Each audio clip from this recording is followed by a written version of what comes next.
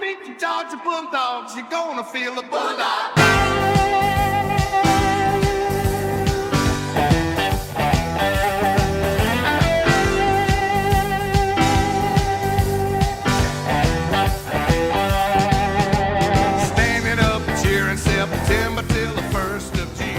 Hello, everybody, and welcome to Row 60, a Georgia football podcast. My name is Clark Gaines. Joining me today, as always, Adam Thornton. Boom! Woo! Man, Clark. SEC Woo! champions, folks. This is show number 99. One away from 100. The Dawgs win another one, 22-19 over the Texas Longhorns. That makes 2 on the year, Adam. That's it, Clark. That's it, man.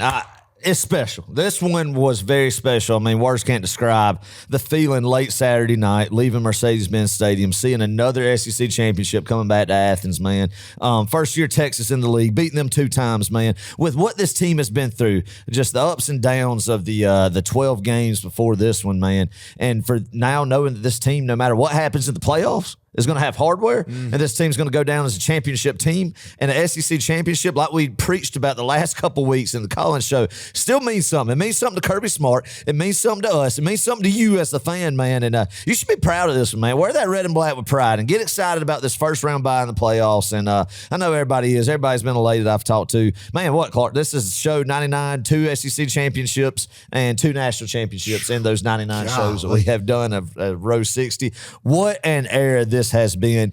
Enjoy every second of it, Clark. That's what we've talked about, man, because all good things come to an end. Hopefully it's not going to come to an end anytime soon, but just to be able to go again to Mercedes Benz Stadium and witness a national championship, or excuse me, a SEC championship, hopefully a national championship's coming next month, is, man, I have to pinch myself. Yeah. What you think?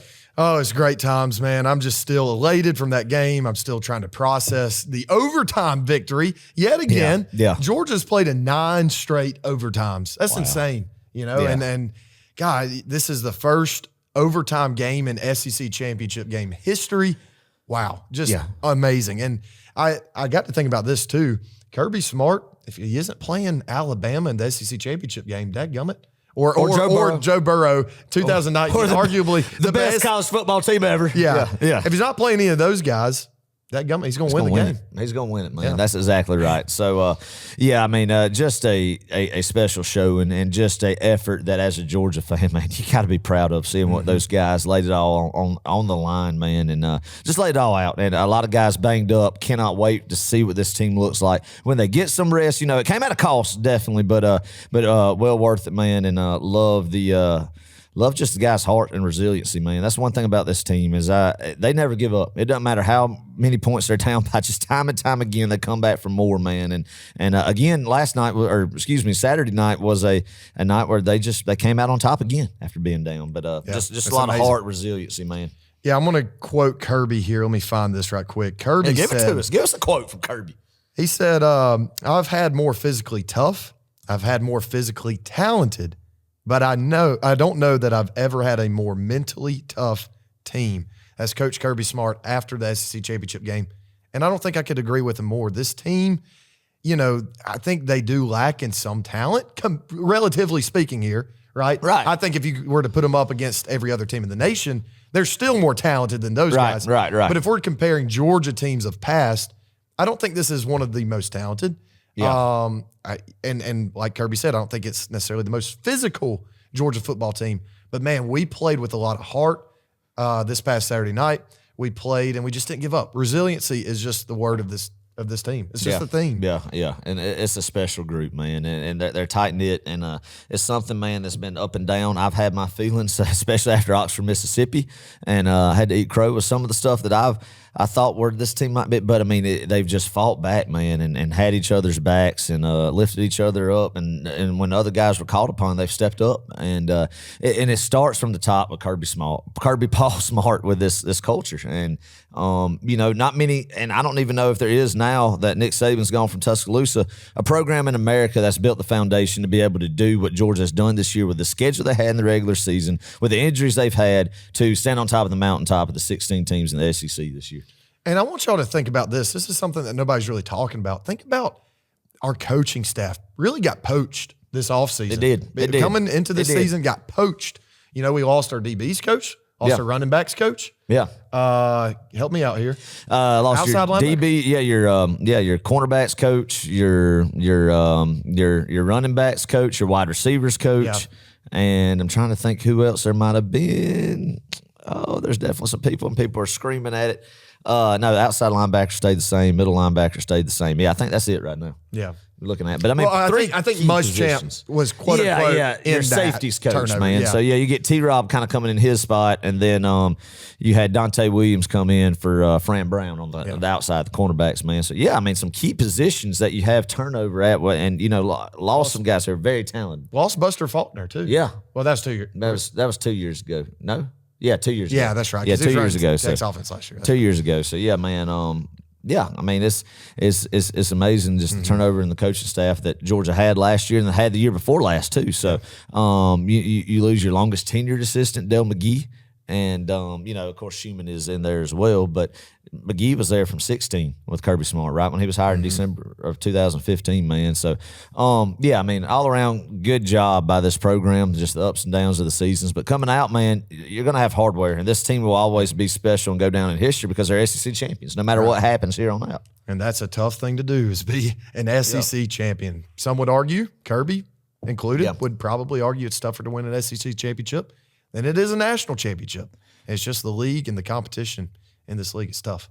Yeah, I mean, 3 weeks ago, Clark, we were sitting here not really even considering Georgia being in that game, much less winning the game and being SEC champions now, and thinking about that first round bye in the Sugar Bowl. But here we are, man. Yeah, good times.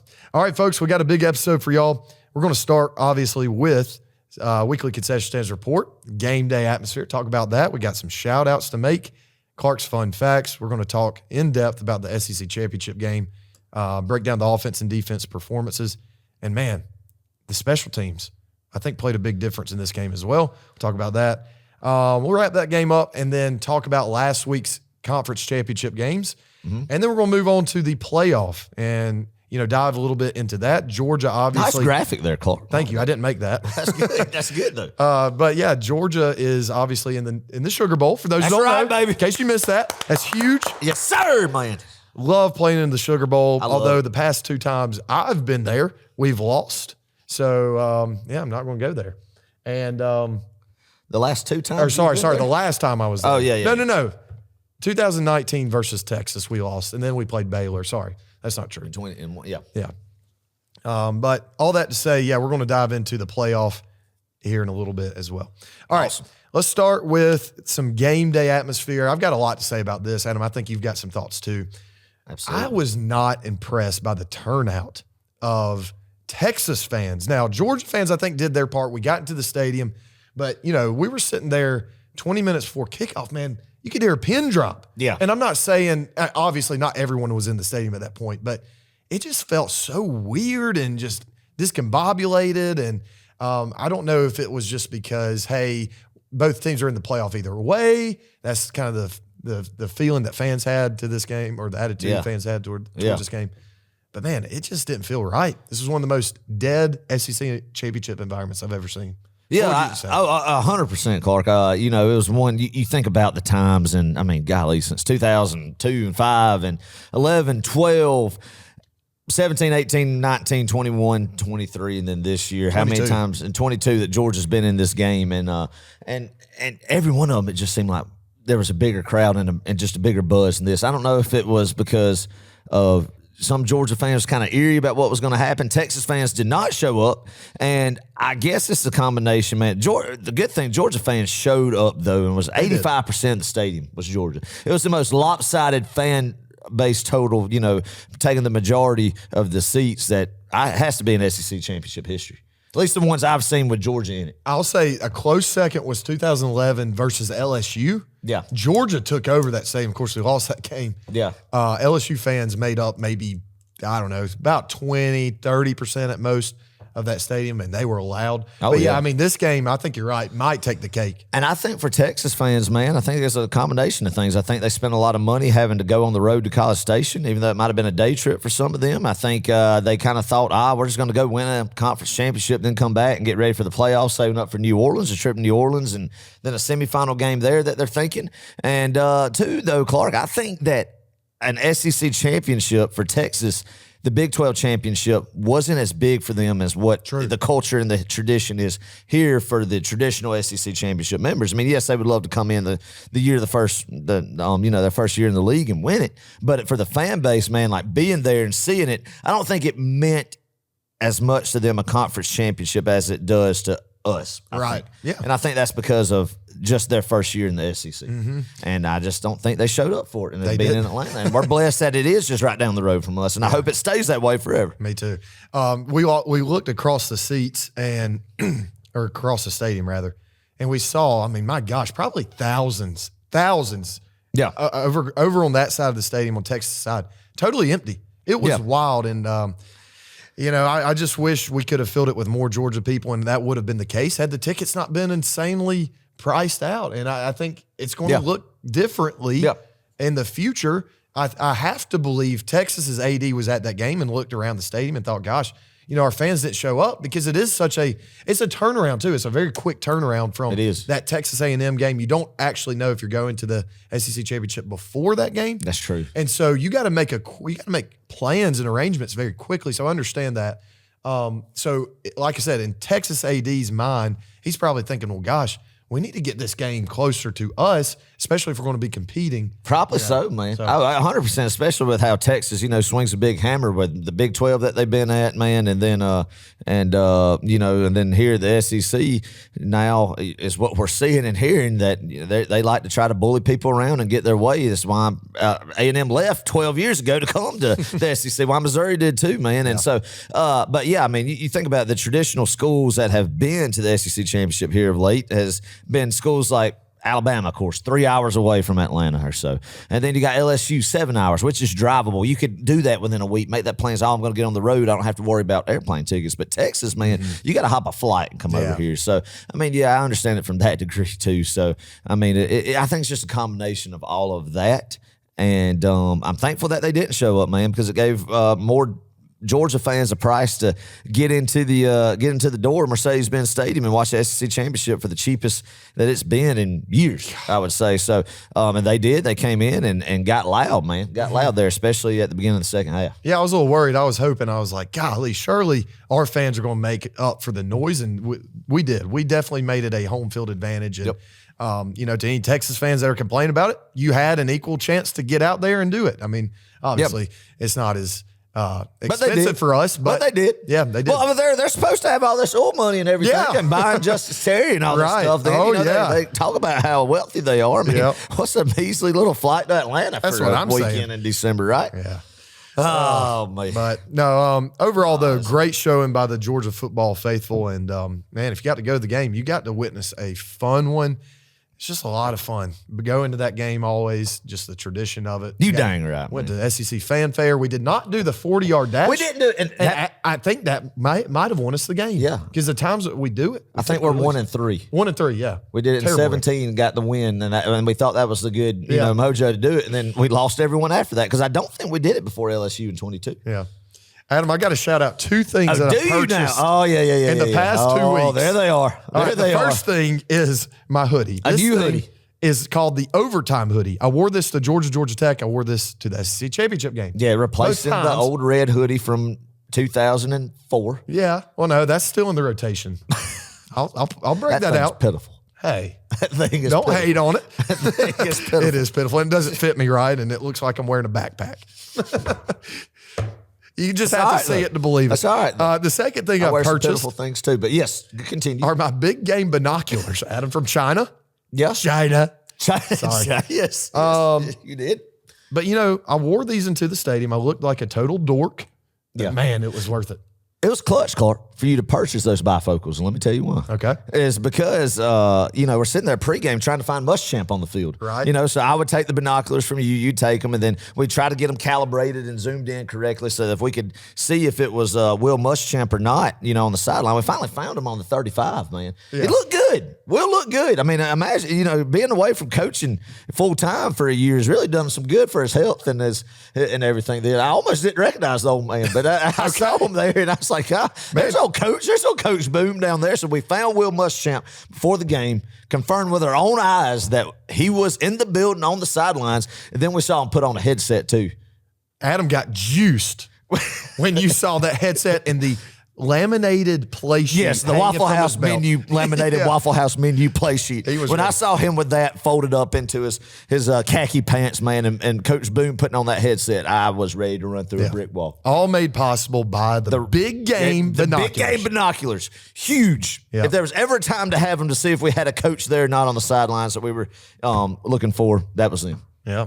I'm going to break them out more often. I'm telling That's you, right. these things have some luck. Even when I was looking through them throughout the game, it seemed like every time I did look through them during a play, something good would happen. So I kind of, It's good. I did it sparingly. I didn't want to, wear out its Yeah. luck or anything. But anyway, My wife Kelsey got a great picture of you looking through the binoculars. It's just gold. But then you lost them at one point in the game. One point I did. in the game, they were gone. it was the second like Dalen Clark. Everett interception. I went insane. Like, how do you have a lanyard on, confining something to you, and it just goes airborne, and you can't find it? I think it went up two rows. Yeah. I don't know. I don't know. I just scrambled to find it, and it was sitting up on the upper row. Oh, yeah. Oh, I'm glad you found them, man. I had that happen. My traditional headset that people see that I wear in these pictures. And, Yeah. I mean, everybody knows my headset that I wear. Back in the days when Munson was still doing it, the 2006 Peach Bowl, when we came back from 21-3 down against Virginia Tech, back when just people loved going to a bowl game and cheering on Georgia no matter what, and wasn't disappointed about it, excited. But anyway, side note, when we were starting our 18-point comeback against them with the freshman Matthew Stafford, I forgot, I think it was one of his passes, Martrez Milner for a touchdown. I jumped up and my headset, I kid you not, went down 7 rows. Yeah, I had to go down 7 rows and ask a nice older lady to please hand them to me. I'm That's sorry. amazing. Then I lost the battery to them, and thankfully I had an extra battery that I always kept. And Well, nowadays anyway. you take them to the game just for the sake of good luck, right? Yeah, well, I mean, I listen to them in Athens. I'm play by play, but when I go to Atlanta and I stream them in the bins, I don't know if it's the metal beams or just messing with the signal or whatnot. But 95.5, I've learned, is the Georgia Bulldog Radio local Atlanta network, Clark. But it's a play behind. Ooh, yeah. You can't So, I have mean, that. but if there's something good I want to hear or something, or I'll put them on there, but I can't just leave them on because the delay drives me insane, man.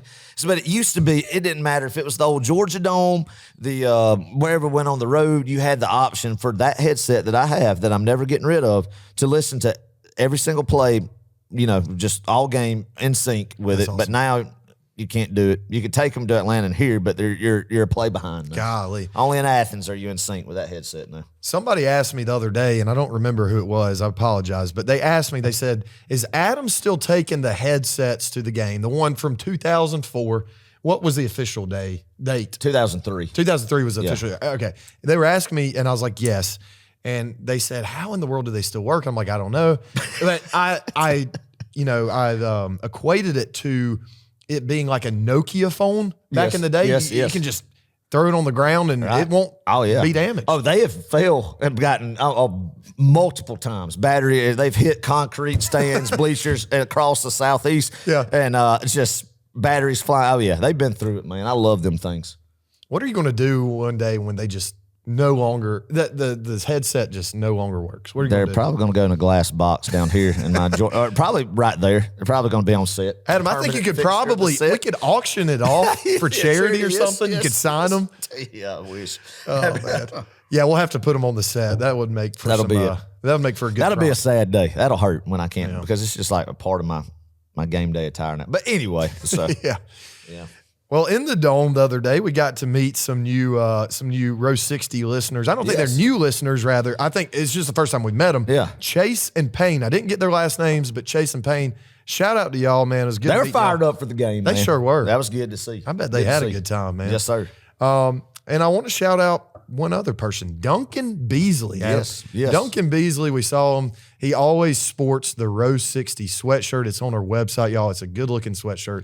Yep. I even want one myself. I feel weird do about too. wearing my own merch, but Yeah. I kind of want one. Yeah, I do too. So I do too. anyway. we need to Order get something. one. Yeah. So, but no, that's a sharp sweatshirt, man. A couple people, around us have them things. I'm like, man, that's a sharp sweatshirt. Yeah. there. So, And on top of that, he had on his Peach State Pride pull over, and man, he just looks sharp. Great combination. Yeah. Great combination, man. Yeah, Peach State Pride. Go check them out. Holiday season coming around. Get ready for the Sugar Bowl with your Georgia attire, man. Appreciate the support. They've believed in us since year one of this episode. I'm actually wearing right now, if you're watching on YouTube, this is the Peach State Pride pullover. With the old standing bulldog. Quarter zip. Yeah. Sharp. And everybody knows about how I like their hats, man. I'm wearing one right here. So go check out their websites and get you some Peach State Pride apparel, man. Yeah, they got something for everybody, kids. That's right. Your dog, Adam. There's a leash I want for Stella.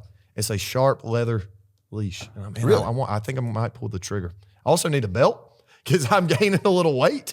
So yeah, you got to go up a size then, huh? Apparently, when you are the father of a child who is still in the womb, Yeah. your wife's pregnant, you gain weight. Yeah, with the baby the growth. pregnancy. Yeah, So, yeah, with the baby growth. That's right. You're not going to say that your wife is gaining weight. She's just growing a baby. Exactly. Right now. Right. That's Yeah, exactly. yeah, But yeah, you're yeah. gaining weight. You're packing on the pounds, especially with them dang little Debbie cake Christmas tree cakes are out and about right now. I know.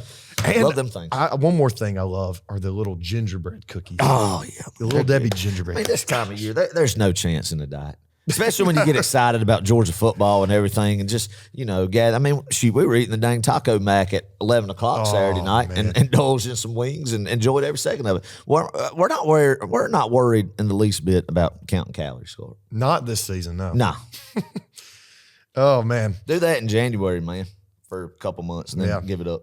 Well, speaking of food, let's talk about our weekly concession stands report. Hit it, baby. All right, 10 out of 10 experience. Every Yeah, time every we walk time. into Mercedes Benz Stadium, man, it just doesn't get any Elite. better. Elite. The closest stadium I've gone into that has as good of a concession stands as Mercedes Benz is Texas. Yeah. Texas has Yeah. an amazing DKR is awesome. It is. But in terms of neutral field sites, yeah, Mercedes Benz takes the cake. I want to shout out Brewster's. Brewster's ice cream was unreal in the Phenomenal, Benz, man. Adam. Phenomenal. You took some initiative. You went to go get the first bowl of ice cream. It was cookies and cream. I looked at it, Adam, and I just couldn't resist. It was $9 though. I was a little concerned about that. It's worth it when you want an ice cream in the SEC championship set. We used to have the big game Dippin' Dots, but we've transitioned to big game Brewster's. Yeah.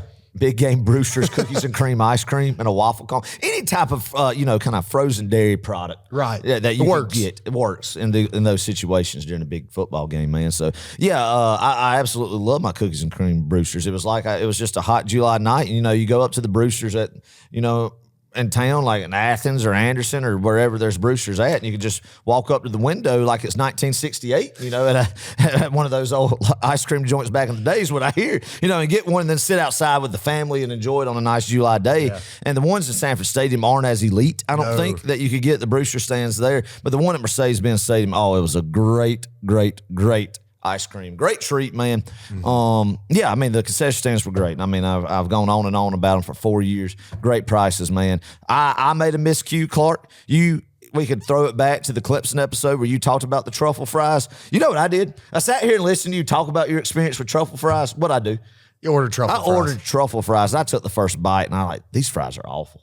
Yeah. And then you explained to me what a truffle fry is, and I was like, I'm never getting these again, man. I'm thankful for food. I'm not going to be one of those because there's a lot of people around the world who would love to have a truffle fry. Where at, Adam? In Just give me Ethiopia. Ethiopia, Probably, yeah. Ethiopia, a lot of people over in Ethiopia and the surrounding countries, and all across the world. Anyway, and I'm thankful for that. So I'm never going to take for granted the opportunity to be able to eat. Yeah. So, but still, a truffle fry is not top on the list of it. Sure. Thankful for the opportunity, but What I was thankful for, McKay, shout out to my boy McKay. First of all, it's fourth quarter. Yeah. It's like 5 minutes to go. The game is tight, right? right. This is no time to be visiting the concession stands, but McKay just has to go down and get some food. And this was right during the Dalen Everett interception, all that mess. But he finally gets back to the seat, and what I'm thankful for, he had 3 hot dogs that he acquired Did he? for free. Good. 3 free hot dogs, man. That was awesome. And those were some really good hot dogs. Oh, yeah. Oh, yeah. That's good stuff, Clark. Concession set. Popcorn was good. Let me tell you this quick story before we move on. Okay. Some of the biggest just kind of tense moments my wife and I have had in our marriage and our Oh, this is going to be relationship great, y'all. Just listen. have been halftime of Georgia football games. Yes. Well, okay, hold up. So let me tell you from my perspective right quick. Yes. So I'm sitting there and, Gunner Stockton's out and me and McKay are in our seats. Adam and Kelsey, they are not in their seats right beside us. I'm like, well, where the heck is Adam and Kelsey? We kick off. We do the go dog, sick 'em, woof, woof, woof. Adam and them are still not there. Yeah. And I'm just wondering, I'm like, God, are they okay? Did they somebody get Some- hurt or right, the right. fight? Lord forbid. Right. And so I started calling Adam, getting a response. And then here comes Gunner Stockton trotting out there. on the field. Oh, yeah. Oh, yeah. And a few Oh, plays go by, and I'm still Oh, yeah. thinking, where the heck is Adam Thornton? So continue. Well, it started when we were dating that 2017 Georgia Vanderbilt game. Okay. And I was upset that we didn't get back to our seats until early in the first drive of the second half. So it started there, and it's always been something that it's been between us. Like, look, we'll go to halftime. We'll get some food. We'll go to the bathroom, do that stuff. But I've got to be back in my seat before kickoff. It's abnormal. I mean, she's normal. I'm abnormal. This started in 2017. Vanderbilt, we blew them out. There was nothing to be stressed about, Adam. You could have missed a play. Yeah, but I mean, that was I've become more level-headed then with good. other circumstances, games like that since that moment. Sure. Learned how to court women and give and take, so to speak, Clark. Right. So and me and Kelsey understand each other a whole lot now. As a veteran in marriage now, and but. Big games like this, I still kind of revert back to those old ways. And she could tell, she could read me too, because I went to the bathroom, I got her popcorn, let her go to the bathroom, and then she wanted to. There was no ice for the refillable cup. So that was a big blunder. This never would have transitioned if there would have been enough ice inventory in the refillable ice machine cart. So anyway, we had to go stand in line for a water, and this was like 2 minutes, and I'm pacing. Adam, just go back. But that means don't you go back. So I was Right. So I was like, I started pacing. I watched it on the TV, and it was okay. It was fine. It was fine. But she could tell that I was going to be a good husband. But it was really all my fault. It's all my ridiculousness about it, So it's just funny because, I mean, that's kind of one of our things is our halftime, like getting everything done and getting back to the seat. Yeah. And she doesn't understand why I have to be back the first play, which is understandable.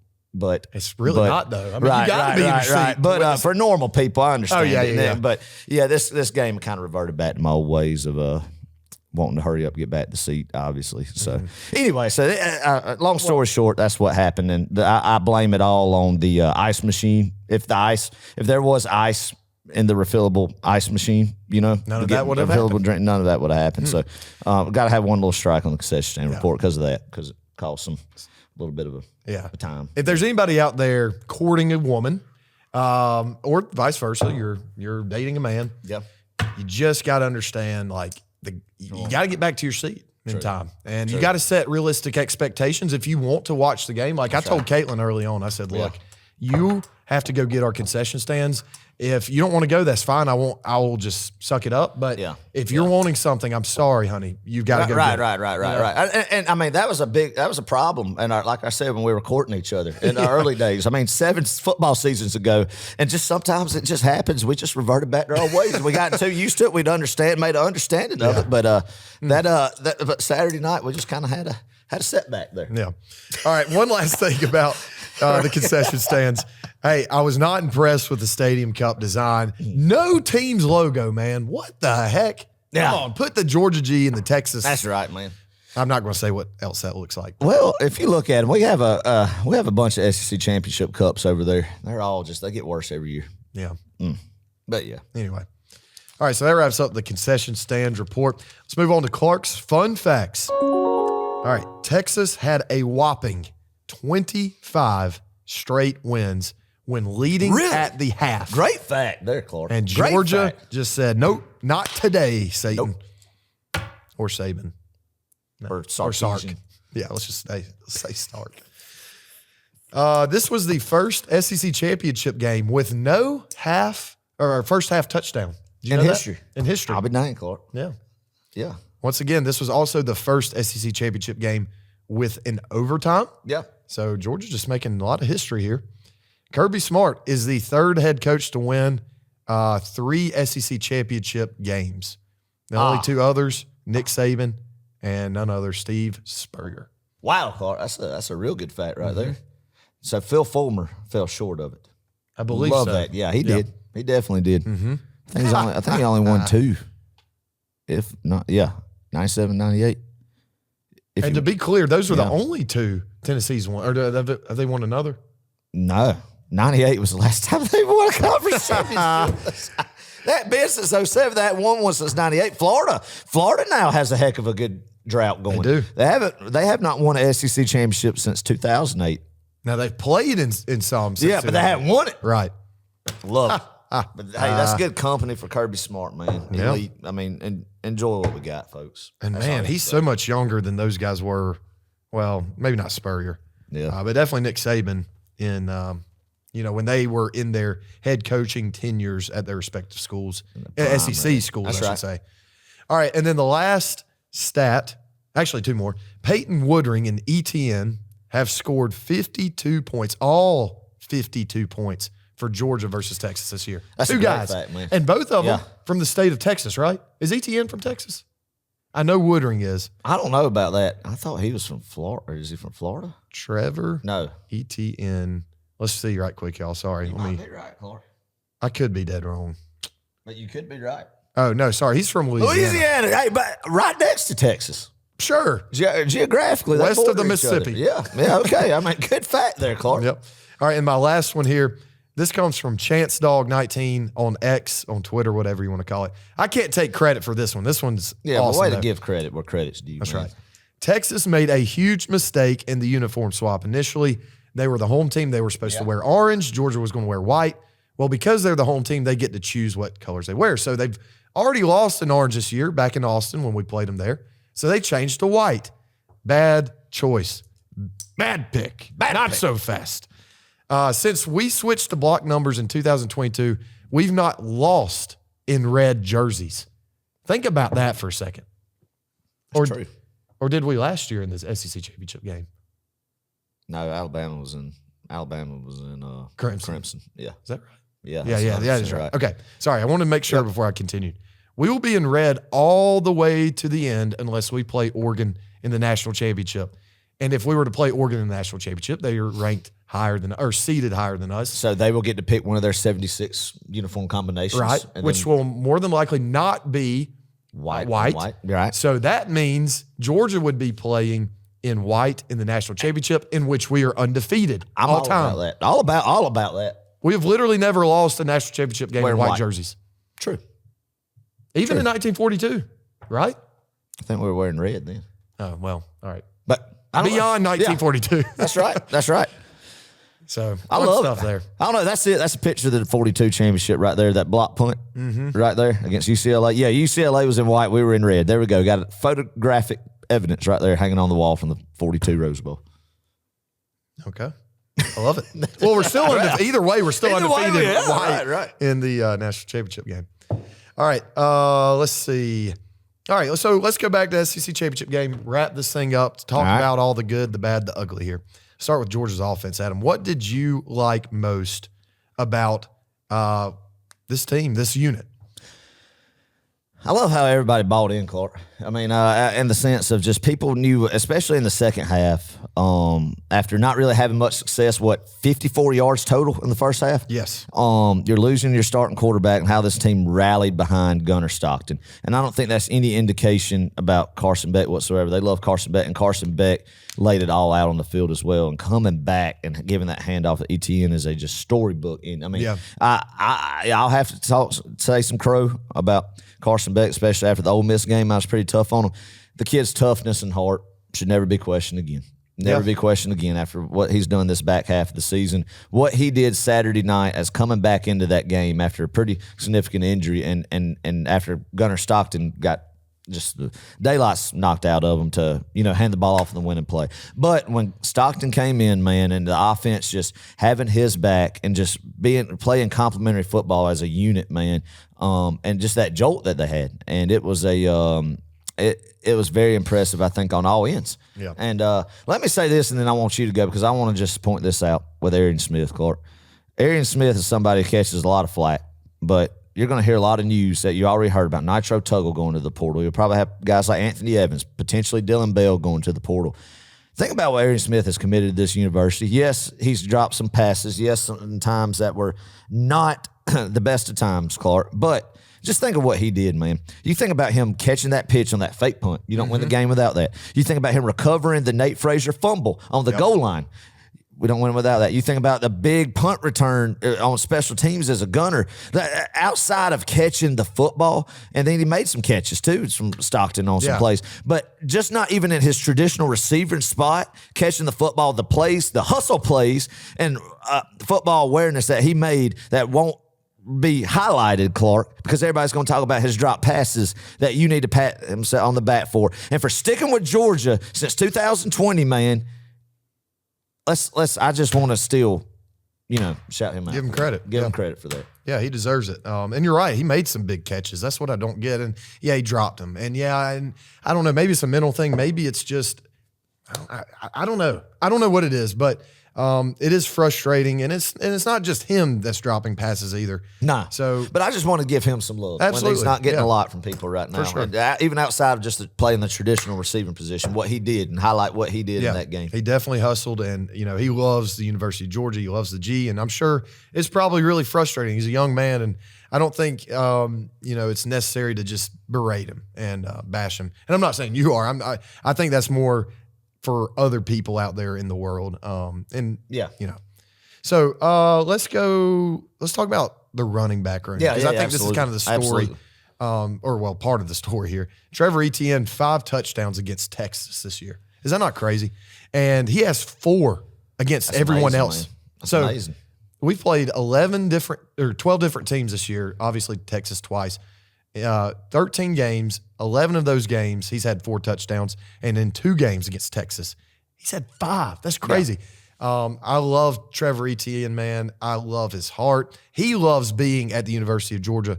After the game, he said, man, I just love this quote. Let me find it right quick. He said, "I've never been a part of a game like this. I wanted this one bad.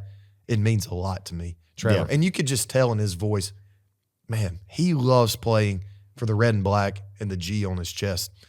He had 16 carries, 94 yards, 5.9 yards per rush. That's big, folks. Against a Texas defense that's arguably the best in the nation. You can make that argument. Yeah. Man, he had a field day, 2 touchdowns, and then that big, long play of 48 yards. And I think I know it sounds crazy because it's not like we went on to go score a touchdown there, but I think that was one of the plays of the game, if not the play of the game. Yeah, I mean, Trevor Etienne, man, I wasn't expecting him to maybe come out. I think we were talking have a carry or two, some carry, but to come out and tote the load like he did, man, great job on that UGA athletic staff. I mean, they wrapped that old boy up with his ribs tighter than an 8-day clock. Wound him up tighter than an 8-day clock right there, man. So I mean, just great to be able to go out there and play and hurt like that and just be an elite, man. Mm-hmm. Being elite. I mean, against probably I would think the best defensive line he's going to see the rest of the way. Oh, 100%. Without a doubt. Unless we see him again. Unless you see him again. But, I mean, until then, man, that's the thing about Stockton. I think he went up against the best defense he'll see until he sees him again, through to the Wolves with that. I mean, Etienne the same way. And I think it was great to have Etienne be the primary guy and then have Frazier excel in the role as a freshman right now that he is so good at, to have those fresh legs in the second half. And I think ultimately Etienne being able to go and do what he did allow Frazier to be fresh and do what he did in the second half with a couple of those big runs that he busted that were pivotal. Yeah, 6 carries, 47 yards, 7.8 yards per carry for Nate Frazier. Man, those were some huge yards. I know those aren't like astronomical numbers or anything. I know either of these guys got over 100, though Trevor was 6 yards short of that. Yeah. But when you can run the ball, and we said this last week, we said it in the call-in show, the team who's going to run the ball better is going to win this game.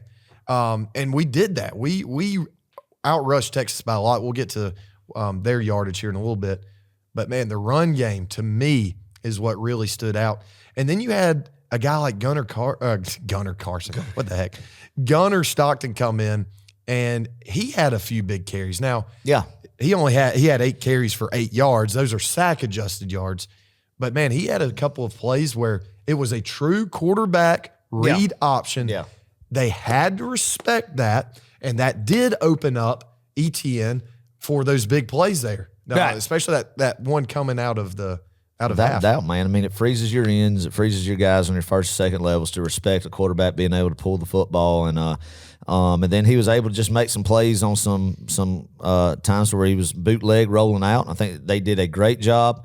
Bobo did a good job of calling some plays to make him comfortable in that game, and getting him rolled out of the pocket some, being able to have the option to be able to get outside and make a play with his legs, on third down and short situations. We saw that. And it was a great show and a great job his first drive to go down there and score and really build some confidence and put a jolt in this offense and the fan base too, man. Yeah. I mean, when he ran clutch. over that defensive back, man, that sideline, it just seemed in that moment like, man, this is our guy. If Carson is truly out for the season, and as of right now, Monday, December 9th, it seems like he is. Let's go ahead and call it. Yeah.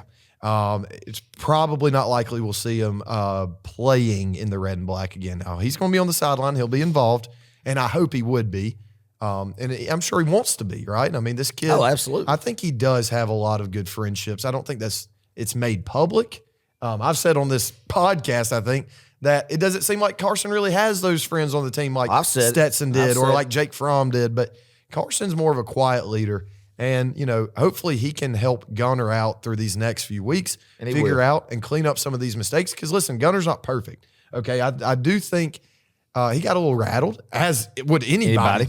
I mean, if you're going up against Texas, in an SEC championship game. In an SEC championship game, what a heck of a way to start your career, really. I mean, I know he's played some garbage time in the past. Tennessee Tech and UMass and right. stuff. But, man, I love how we're getting true read options with him, with Gunner. And I think that is going to be lethal moving forward if Mike Bobo if he does install these wrinkles into the offensive game plan.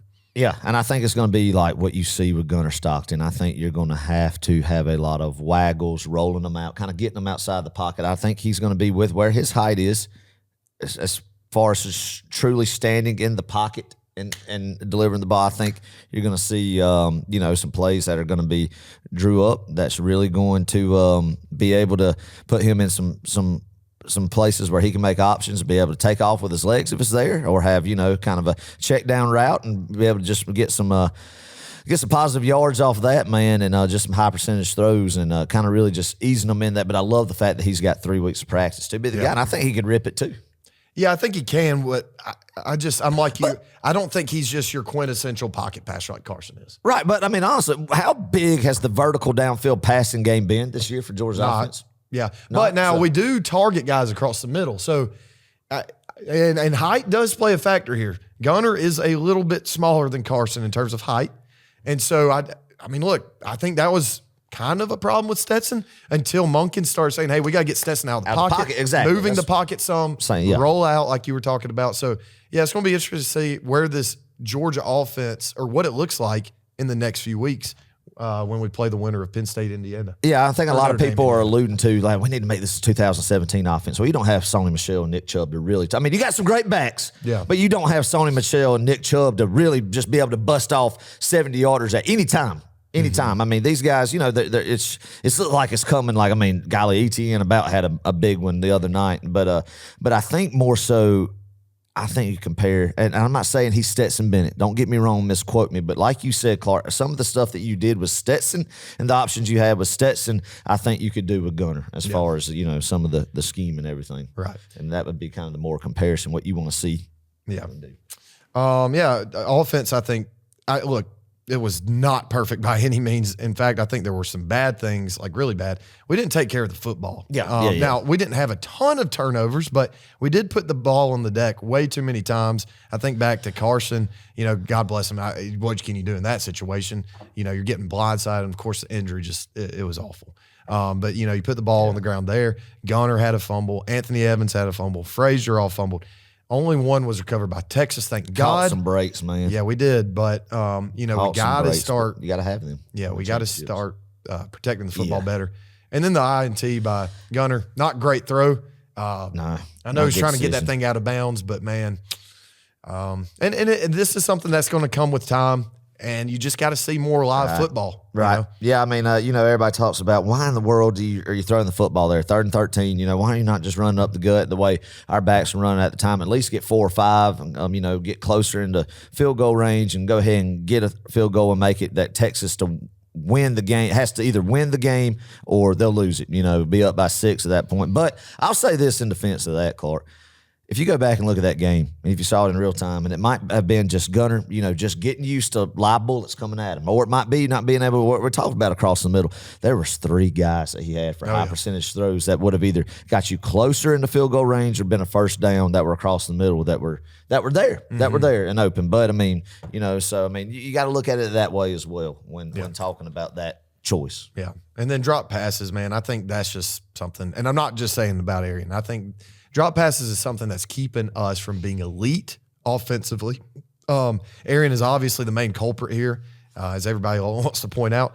But, going back to him for a second, he did make a great catch coming out of halftime on that that first drive of the second half. Man, that was just a great drive, the best drive of the game. Some would argue it's the best drive of the entire season.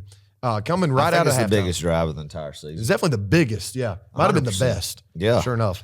I think that's what won you the game was just the momentum and the belief that confidence had and gave a jolt of energy to the defense who was already playing great at that point in time and the offense, man, the whole team. Yeah. And being able to do that. But Arian Smith, man, one more time, had some big plays Saturday night.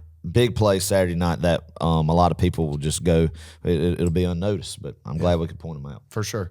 Lawson Lucky had a huge catch, unbelievable catch. Throw on the run by Gunner, too. Great play there. Best game of Todd Hartley's tight end room we've had all year, I feel like. Yeah. Oscar Delp had some big catches. Lawson Lucky had some big catches. Lawson Lucky had a monstrous tackle on that interception we were talking about, Clark, that, if he's not there and hustling, making that tackle, getting that boy to the sideline and out of bounds, you're looking at a pick 6 in ball game. Yeah, potentially so, ball game. Great hustle play by Lawson Lucky, not giving up on it and being a tight end and going and making a play on that cornerback. Streaking in the other end zone.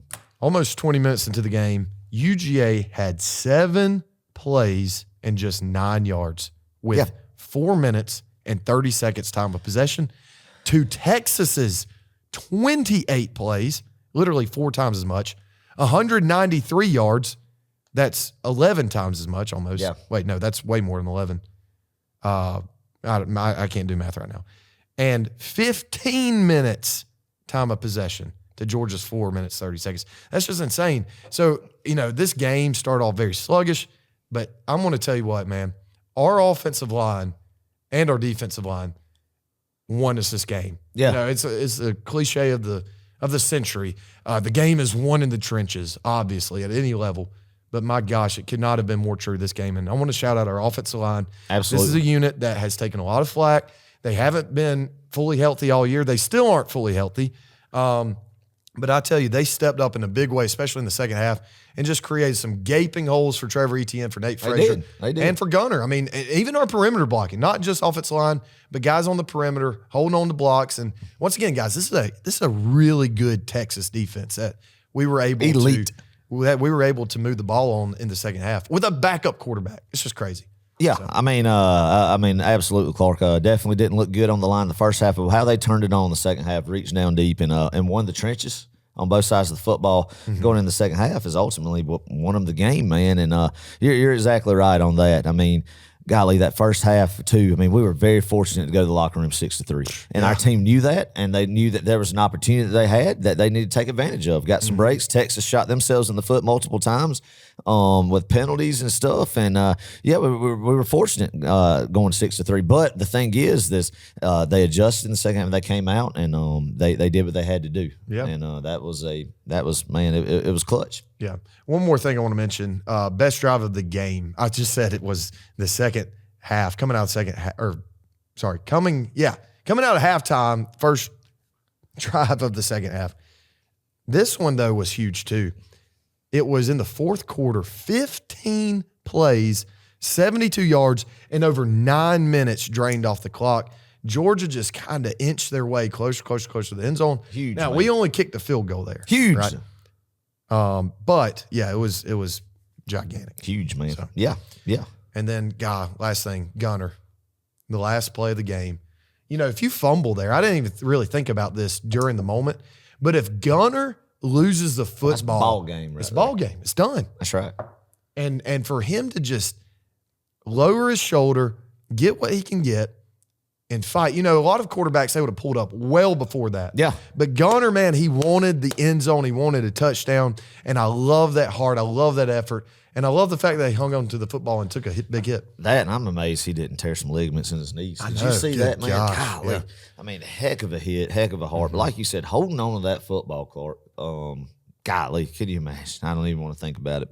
But great job by him. Great job by Carson with barely one arm coming out there and delivering a clean handoff. And ETN, and that line at that point in time, after Gunner going out like that, getting just drilled, and Carson coming in with that heart, they weren't going to be denied of that touchdown. And it was beautiful. Nor was Trevor. I mean, Etienne. what a heck of a storybook ending to that game, man. Yeah. And And God. one last guy on the last play. Some people probably didn't even see this, notice this. Yep. Chas Go ahead and Chambliss. say it. Yep, that's I have it in my Fullback, notes right baby. here. Yes, sir. Making a heck of a block. Yep. Coming down there to cap off a great game. That coming in on the offensive side after performing great on the defensive front, man. And just great effort by everybody involved. Yeah. All right. Speaking of Chas Chambliss, let's move to defense. Yeah. I'm going to start with him. Go ahead and start with him. I got him on my Chas. notes right here. Great game. Honestly, one of the best games he's had this season. He blew up some guys pulling, guards, tackles, pulling, centers.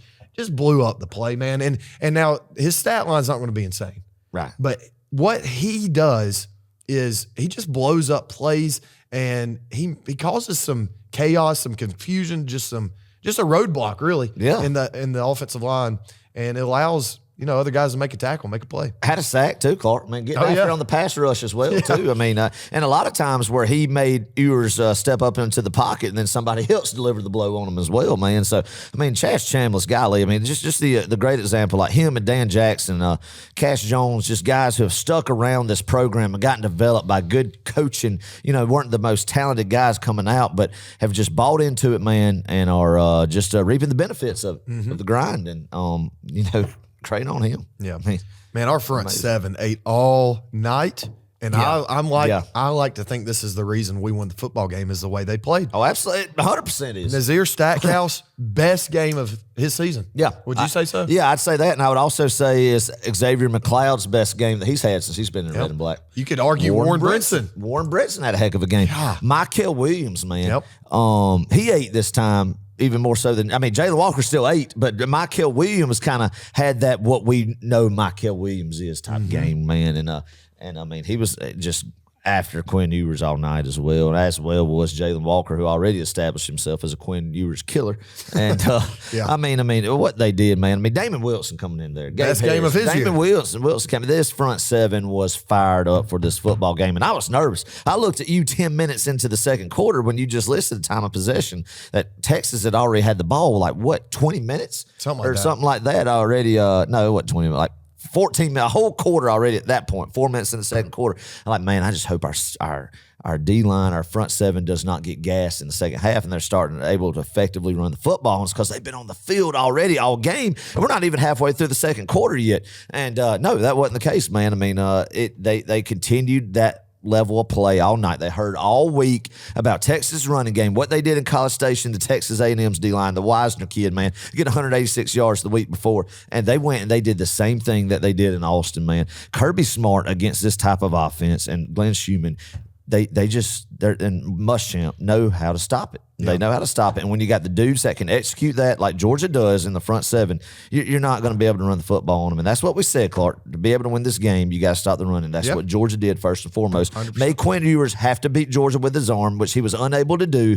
And, and I think but a lot of the mistakes that Texas made was frustration that they couldn't have their way on the line of scrimmage with their offensive line that's been so good, like they have every other game but the last Georgia game, which they thought was an anomaly that they could come in and dominate the trenches in Atlanta this time, and it didn't work out that way for them. Let's see. Yeah, speaking of the run game, we held Texas to 31 rushing yards on 28 carries. 28 carries, 31 rushing yards. That's 1.1 yards per carry.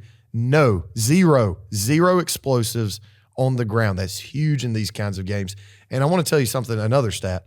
Georgia's played Texas obviously twice this year.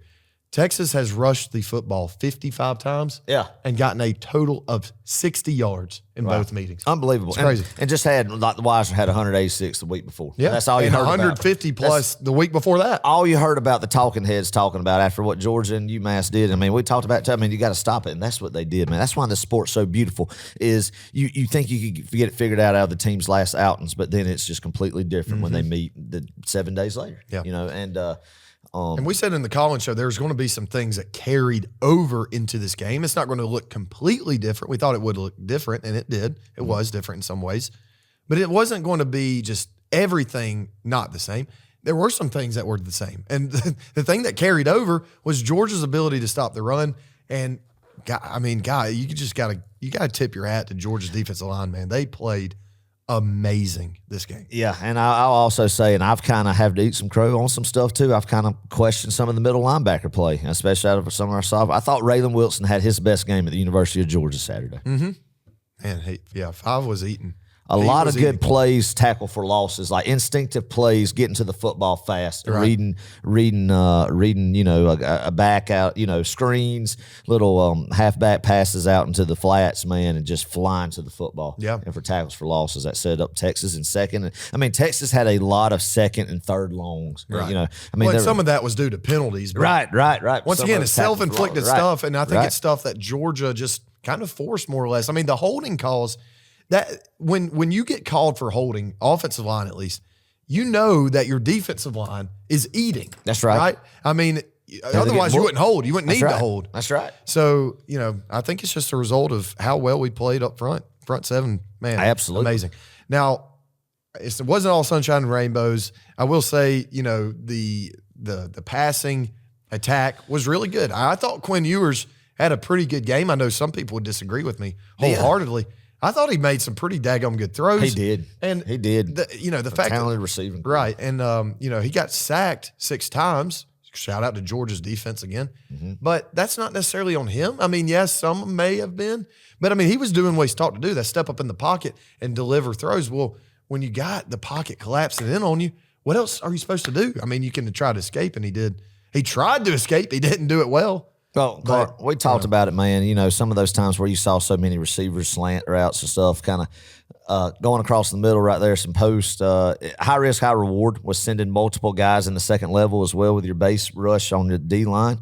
And sometimes we got home, and ultimately it paid off with a lot of lost yardage on sacks plays, tackle for losses after he dumped the ball off his check down route. But sometimes he connected, and that's just part of the football when that happens, man. And he missed on a lot of stuff because we had pressure on him, man. And I think Daniel Harris, there were some times where he got beat, but then there were sometimes he was really good in coverage, man. I thought he played really a good game, man, minus a couple plays. And Dalen Everett was phenomenal. I mean, Dalen Everett has stepped up. I feel like 2 of his best games in a Georgia uniform have been against Texas. Yeah.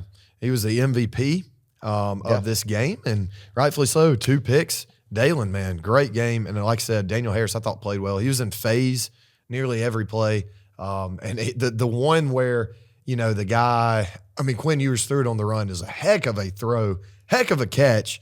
I mean, there's nothing more you can do. It's just sometimes you got to tip your hat to the offense. And that's right. They made a play there. But, yeah, 6 plays of 20-plus yards through the air. Those are explosives. And, you know, you got to start limiting those. But that's the thing, Adam. This high risk, high reward. When you send the house, that's what you get. But when you do send the house, sometimes, man, the momentum just flips. Think about, go back to the last time we met up with Texas.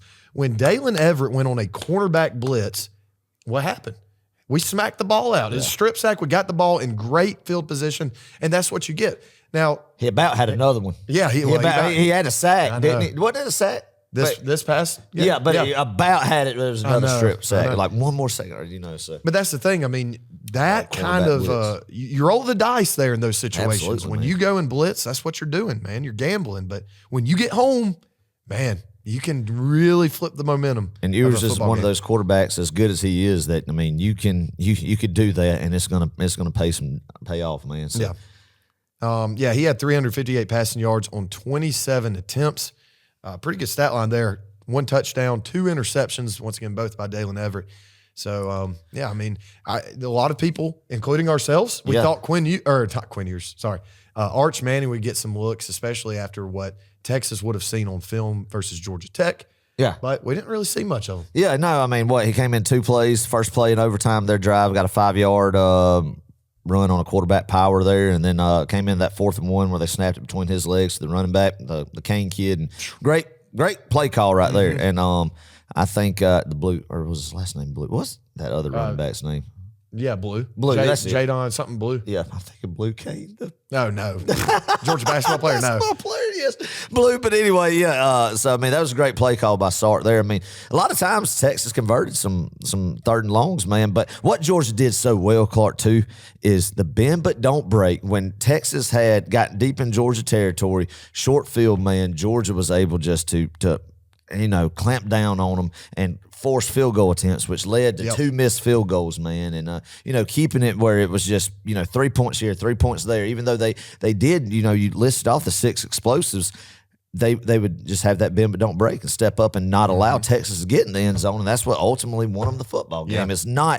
Is kind of just withstanding the onslaught from early in the game, man, and making it 6-3 going in the half. Texas thinking, man, we should be up at least like 14, 17-3 right now. And I think that was huge. That was huge. And they'll continue to do that in the second half. It's that one, little slant right there on the 3rd down play that they were able to capitalize the touchdown. Dan Jackson, I'm going to shout out 2 guys right quick. Dan Jackson, one of the most beautiful tackles I've ever seen. Yeah. It was just a form tackle across the middle. Oh, my gosh, I got so fired up after that. That was and then another one. I think this is the biggest tackle of the game. In overtime, KJ Bolden, yes, I have that on my list right huge open field tackle. And guys, I don't think they really showed this on TV because I went back and watched it, and I don't think it really showed it that well. But I'm telling you, it was KJ or nobody. It was KJ or nobody. It was one man to beat, and KJ made a beautiful tackle in open space. So, and yeah, the forced field goal, like you were saying, we played really good in red zone, I thought. And that, once again, this is a good Texas team. They normally convert in the red zone touchdowns, not necessarily field goals. Yeah, going back real quick, Clark, to that play that KJ Bolden made, because I have that in my notes, man, as a true freshman right there, making that big play because he scores right there, and then we don't know what happens. We'll come in and it's 7, so we got to score a touchdown. Sarkisian drew up a good play, and he had it that it was going to be on KJ Bolden. It was going to be their running back being able to make somebody miss make KJ Bolden miss because he had trips right there. He had all 3 of them going to the middle of the field, taking away those defenders, man, and just sneaking that running back out, to the outside sideline right there. And it was a beautifully drawn up play where he wanted your man versus Georgia's man, and KJ Bolden answered the bell right there. Yeah, 3rd down too, man. Great clutch play. Yep. I love his heart, man. KJ's really stepped up for us this year. All right, and then let me just read the final stat line, and we'll move on. 6 sacks. 6. That makes for 13, right? Total against 20 years. Yeah. You know how many sacks they have all season? How much? 28. Man, that's crazy. So what that's saying is Georgia is 1 sack shy of saying we literally have half the sacks that Texas has given up this season. That's insane. Yeah, amazing, man. Great job defense, great job offense.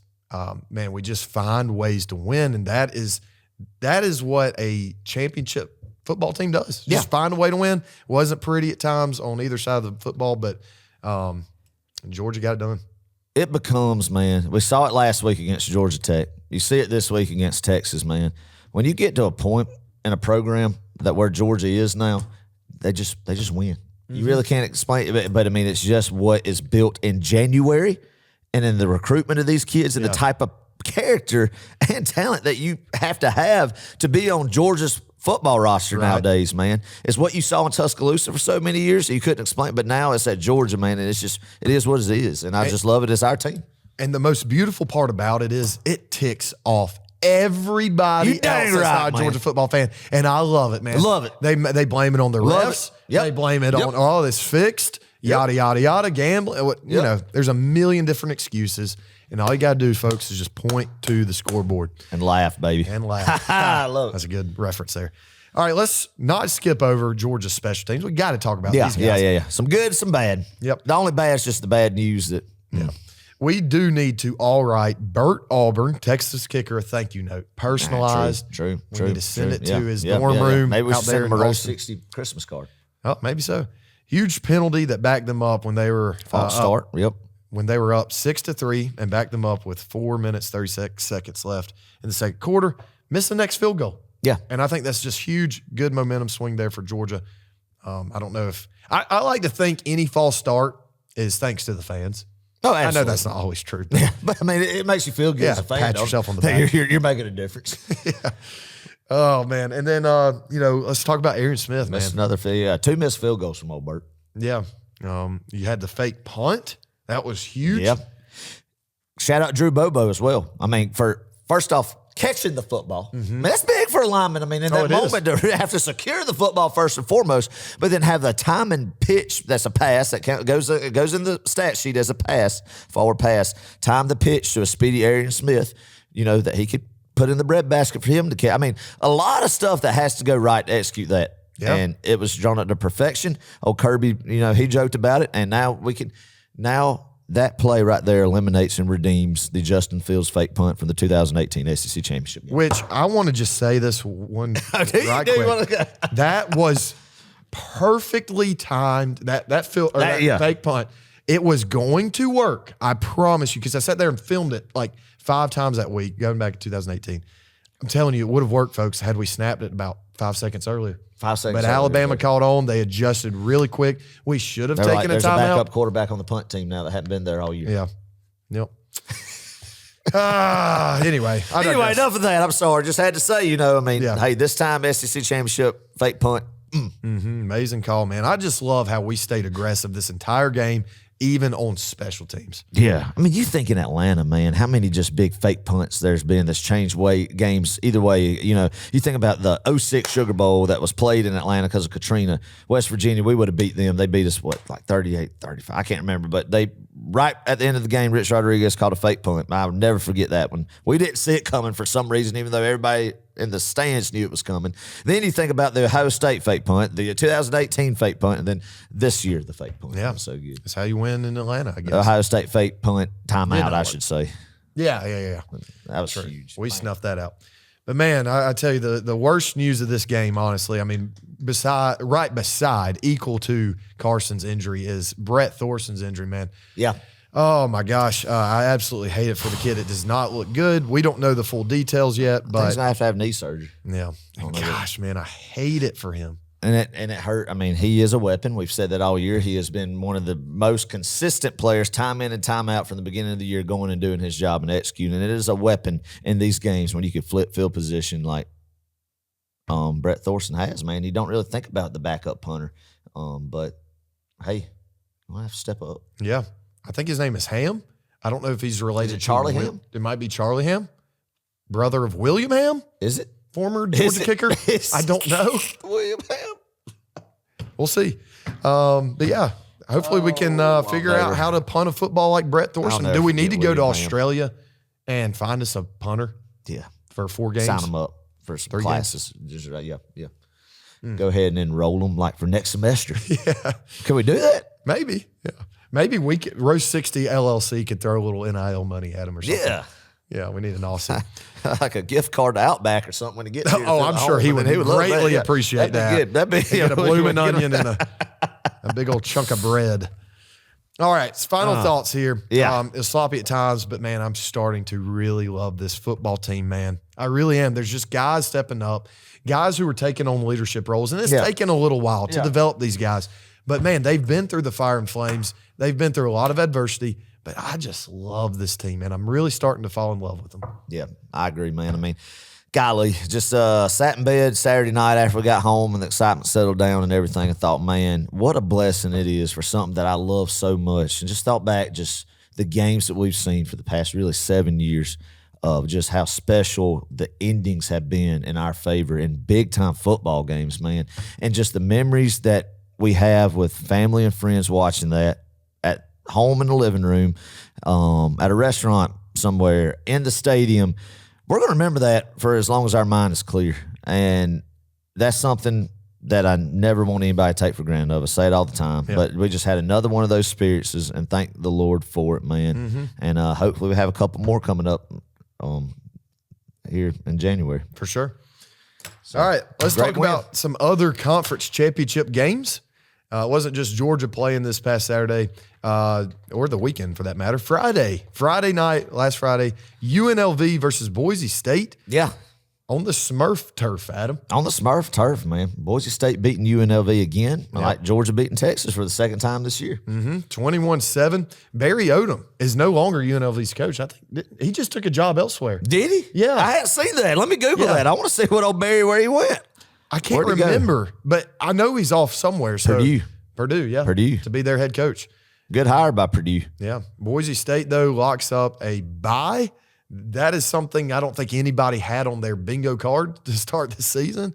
But, hey, I mean, they've taken care of business.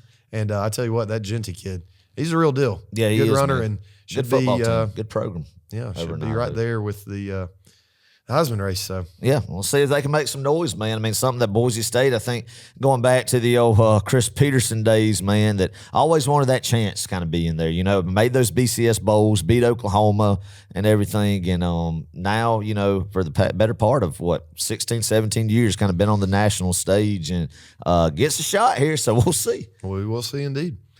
All right, on Saturday, Iowa State versus Arizona State, 45-19, the Sun Devils, man. They bludgeoned Iowa State in the Cyclones. Yeah.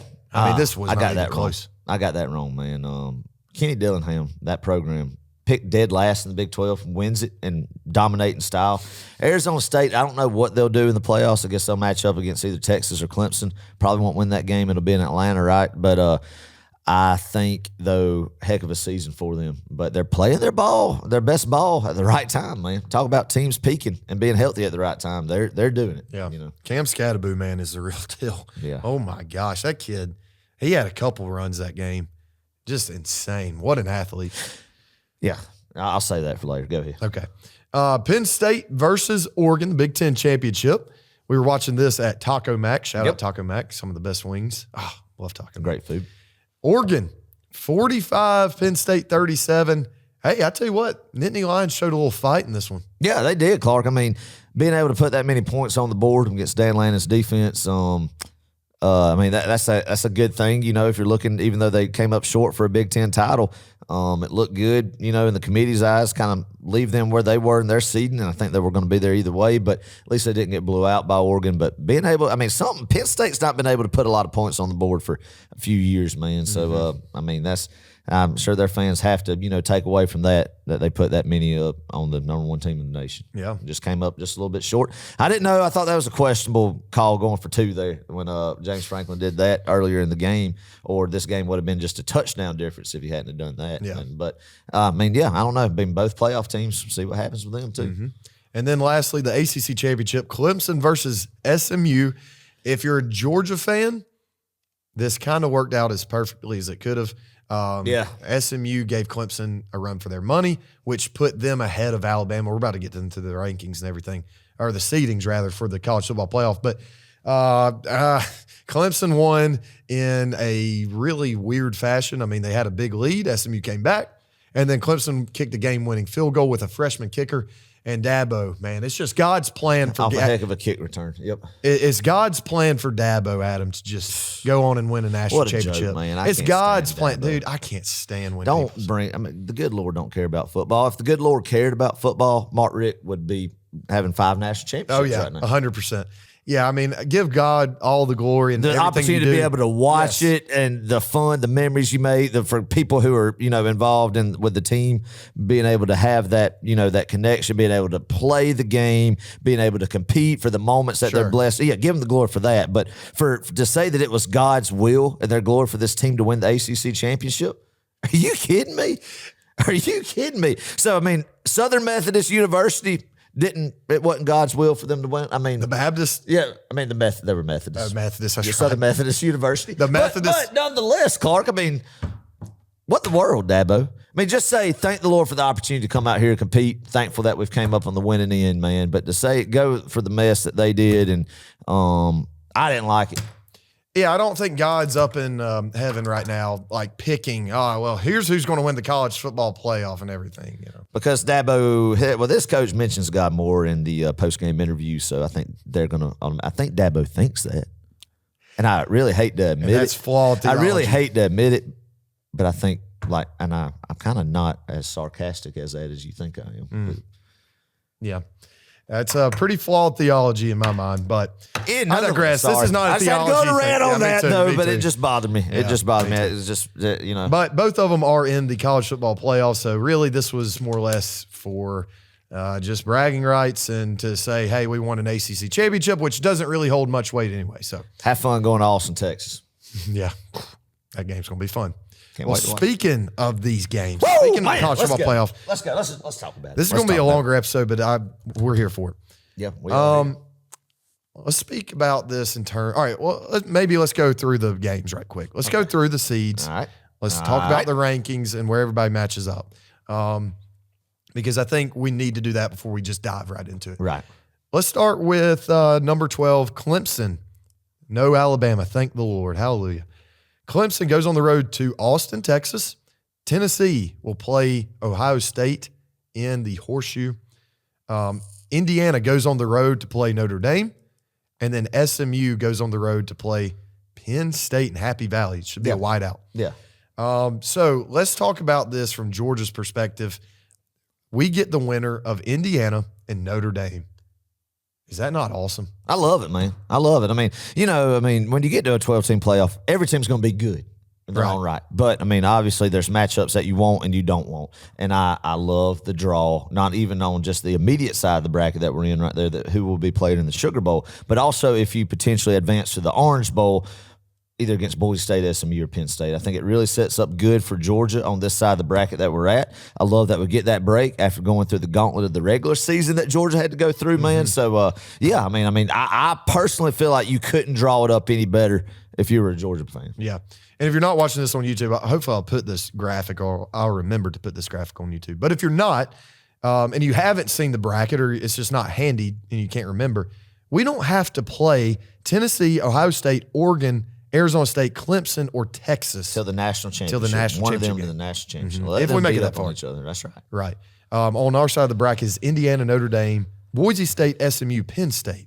Yeah. That's just, man, I'm sorry, and no disrespect to those teams right now, but I think Georgia would be favored by at least a touchdown against everyone. With Gunner Stockton. With Gunner Stockton on a neutral site field. Yeah. Yeah. Our matchup, Indiana and Notre Dame, man, that's an in-state game. People realize that. That's going to be emotional for Indiana. Don't completely just count on Notre Dame winning that game, even though I think they will. I think Indiana will give them a test, man. But I think it is ultimately going to be Notre Dame and Georgia for the Sugar Bowl. Rematch in 1980, man. Kind of the nostalgia of that will be very special, I feel like. Mm-hmm. And I think Notre Dame, it's hard to say, but they have beat some teams. You could say it's Army, it's Navy in the top 25, Louisville, whatever. But they have had some top 25 wins after losing to Northern Illinois. But you look at some of the total team offenses they play, defense. You could dissect it all, man. But I think it'll be a tough out versus Notre Dame. And I still think Georgia can win it, either one of those teams, man. But 100%. Yeah. Hey, I'm going to shout out Will Snipes, DGD, patron. DGD. He brought up a great point, Adam. He texted me the other day. He said, we will be playing in domes for the rest of the season. And that makes sense. Sorry. Well, I say dome. Yeah, that's true. Not in the Orange Bowl. That's a good point. Well, we will be playing in warm weather regardless. Right. That's right. No, you're not having to go like Tennessee is up to Columbus, Ohio 5 days before Christmas or 4 days before Christmas, man, and potential snow, or Indiana, Notre Dame, what they're going to have, or SMU going to Penn State. So, yeah, that's exactly right. Watch it be like 40 degrees in the Orange Bowl. But even then, it's not freezing, I guess. That's right. And it's probably not as cold, yes. Yes, it is the Orange Bowl on Georgia's side of the bracket, officially, 100%. That's where it'll be. It'll be sugar and orange, then Atlanta for national championship if you advance those 3 rounds. Be fun. God, could you imagine playing Texas again in Atlanta? Yeah. For the third time this season. Well, Texas, that will be Georgia's third time playing in Atlanta. That will also be Texas's third time playing in Atlanta. Oh, yeah, because if they go to they'll play Peach Arizona Bowl. State in the Peach Bowl if they beat Clemson. Gosh. That's insane. Yeah. Man, Texas is going to really hate Atlanta if they go 0-3 there this season. Jeez. I don't care. Well, if they lose their 0-2 one, there won't be a third one. That's a good point. Yeah, that's a good point. I didn't math that out right. Oh, Well, here's what I do appreciate about the committee, though, Adam. They've made it clear that they aren't going to totally punish teams for competing in their conference title games. That, to me, comforts me going forward and how I look at this college football playoff, because this 12-team, man, I still think it's very flawed. I don't know if I necessarily agree with the 4 teams getting a bye week. Though I'm thankful for it, and we desperately need it. And everybody knew going into the season that was the deal. So I don't feel bad for us having one and everybody else having to beat up each other on December 20th and the 21st. But I do think it's still flawed in some ways. Well, yeah, I mean, that's not the 12 best teams, but I'm okay with it because this year Georgia's in it. And with two other SEC teams, I don't personally want everybody saying, it should be the 12 best teams. Maybe, one year when Georgia's sitting in Ole Miss spot at 13 or 14, I'll be ticked off about it if we don't get in. And like I was last year when we didn't get in the 14 playoff. But, Clark, golly, I'm not going to complain about it. I'd rather have SMU, Indiana in there, Arizona State, Penn State. I mean, those teams instead of South Carolina, Ole Miss, Alabama, and so on. Well, it's Alabama and Ole Miss's own fault for not taking losses. care of the business. I mean, yes, great wins against us, but you can't lose to Florida. You can't lose to Kentucky. You can't lose by 21 to Oklahoma. You can't lose to Vanderbilt, even though Vanderbilt was better this year. I mean, you can't have those wins, man, and then an additional one on top of that to make 3 losses and expect to get the treatment to be in. I mean, I don't know, man. Mm-hmm. I don't feel bad for them at all. No. I do think they're better than Clemson. They are, but it is what it is. This is the way it was set up, and they had every chance and opportunity to get in this thing. You're dang right. So enjoy Florida, man. It's really embarrassing on Ole Miss's part, in my opinion, because they really they dropped the bag this year to go get a team. This was it. To get in a 12-team playoff. We're not talking about 4 anymore. It's 12. And I think what's happened is, we had the 4-team playoff, obviously, past few years. Been awesome. I thought it was a great format. I really did like it until Georgia got out of the bubble, that is. Yeah. But, man, it did it frustrated me being on that side. But now it's like, we are going to include the teams who deserve a shot. Maybe aren't the 12 best teams, but we can shut up people about, this team deserves to be in a championship. So it gives them this opportunity. And if they go and they lose bad, well, sorry. That's just the way it was set up. Yeah. So yeah, they had their opportunity, man, but go enjoy, a historic game at the ReliaQuest Bowl if you're an Alabama fan on New Year's Eve against Michigan. If you're an Ole Miss fan, go ahead and go down to Jacksonville for the Tax Slayer Bowl against Duke. Have fun. I don't care. Go to Disney. Tag a Disney trip. It makes you feel better. Go to the beach. Just go. Speaking from experience, just go have fun in Florida. Love it. I love saying that. What's their ceiling this season? A bowl trophy? We beat Georgia. That's it. Ole Miss hasn't won a championship since what? 60 something? 69? 1969, baby. Bama hasn't won one since 2020. And in that time, Georgia's won 2 since Bama's last. That's right. I love it. Yes, they won the head-to-head. Yeah, that's kind of embarrassing. But at the end of the day, Georgia's actually got a shot to win a national championship. That's right. And neither of those teams do. So forget them. I love it. I'm completely fine with this bracket, man. Love it. Just early thoughts, man. I'm excited for everybody viewing times. Indiana, Notre Dame, the game that's going to decide who plays us in Sugar Bowl will be Friday night, December 20th. Your birthday, right? Yeah. The 20th. Mm-hmm. The 21st, man, and they did it just like I wanted it, Clark, is SMU Penn State, the noon game in Happy Valley. Maybe a snowy Happy Valley, so that'll be kind of cool to watch. And then the 4 o'clock game, you have Clemson going to DKR to try to not go 0-3 against the SEC this year. And then you have Tennessee and Ohio State at night at 8 o'clock. So that will be a fun 24 hours of watching football right there. It sure will. The inaugural playoff on a college campus. Man, these matchups are awesome. You're getting Clemson, a team who's won, 2 national championships in the college football playoff era. You've got Texas, a team who competed for one last year, hasn't gotten one. Hasn't gotten one since, 2005? Yeah, 2005. So. You got Tennessee, Ohio State. Two desperate fan bases who have spent a lot of money on NIL and both of their own rights and as far as, trying to really just wanting a national championship bad, man. So, I mean. Then you got Indiana and Notre Dame. You got a team who would never have dreamt of making a 4-team college football playoff. And then you got a Notre Dame team who desperately wants to at least make it past Make a the first statement round. in the playoffs. I mean, they've been there multiple times, and the old BCS went in the national championship and got blew out. So, yeah, I mean, every time that they have stepped on the field in their playoff debuts, especially under Brian Kelly, man, they got embarrassed in the first round. So they want to make a statement. But then you got the Indiana Hoosiers like, my gosh, we're going to the 12-team playoff, and we get to play the big team in our state. We're the state university, but we're Notre Dame's little brother in it. So, I mean, what a heck of a story there, man. And then you got SMU, a team revived back from the dead. Amazing. Against Penn State, traditionally overrated. James Franklin won, and I think, don't quote me on this, I want to say it's like 1-14 against top 5 opponents in his tenure. Yeah, and Happy Valley probably a whiteout up there. So, man, this is why we love college football. Yep. A lot is in store, folks, and we're going to be with you guys here throughout the rest of December and into January, hopefully. Love it, baby. Special time of year. Yeah, we love this time of year. And if you've loved this episode and enjoyed it, please just make sure to leave us a review on Spotify or Apple Podcasts. And then go to YouTube and hit subscribe. And, the bell to be notified. Be notified that we dropped a new episode or video or whatever we do on the YouTube. So go do that for us, please. That would help us greatly. Yeah. And, hey, next episode, we'll be back here in the studio. Episode number 100. Yes. And we're going to have something kind of unique for that because it's a big deal, right? Yeah.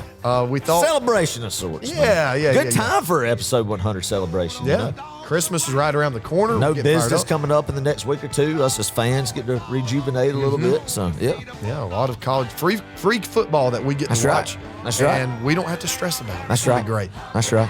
But, hey, Adam, let's wrap this thing up. I just want to say Merry Christmas. I'm sure we'll have an episode before then, but we will. Merry Christmas throughout the whole December season. So, yeah, wrap this thing up, Adam. Man. Just a blessing, Clark. Again, another memory to add to the memory bank. Hope everybody enjoyed it with their friends and family. Love this month. Love December. Spend time with family and friends. Tell people about how much that you love them and appreciate their friendship, man, family. And I don't know, just go out there and just be kind to somebody, man. You know, just go out there and tell them, go Dawgs, man, and do a good deed. Okay. It's the season, Clark. You know, if the Santa is there ringing the bell on the street corner with is it the Salvation Army? Or what's that? Yep. Slip a dollar in or some spare change in the old. You know, go take a toy to Toys for Tots, man. Give a little bit. The season of giving, man. Be humble. Enjoy this time. Enjoy the life that we have been blessed with, man. And, for those that are going through a holiday season, man, we're there, and we love y'all, man. We love y'all and cannot wait for the ride the rest of January. Have fun these next couple weeks. Merry Christmas. We love y'all. How about them Dogs? 2024 SEC champions. It is great to be a Georgia Bulldog. Go Dogs, baby. Hoo, hoo, hoo, hoo.